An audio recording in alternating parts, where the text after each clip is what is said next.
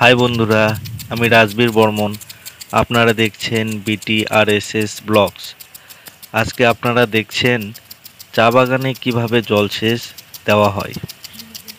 চা পাতাগুলো যখন কাটা হয়ে যায় তখন চা গাছগুলোতে জল দেবার প্রয়োজন হয়। শুষ্ক মরশুমের জন্য চা বাগানে জলসেচ দিতে হয়।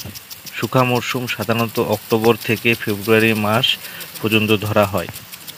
এই সময় ফোয়ারা পদ্ধতিতে জলসেচ দিতে হয়। চলুন তাহলে দেখে নেওয়া যাক কিভাবে জলসেচ দেওয়া হয়।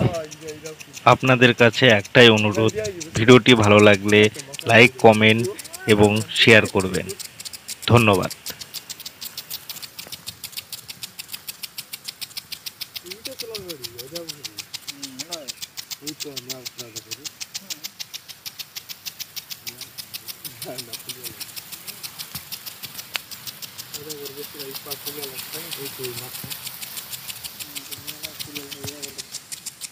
ওই তো এই তো তুই আসলে আগে এই তো আমার গ্রাম থেকে এটা উত্তরটা পুরোটা পুরো গজা পুরো না গজা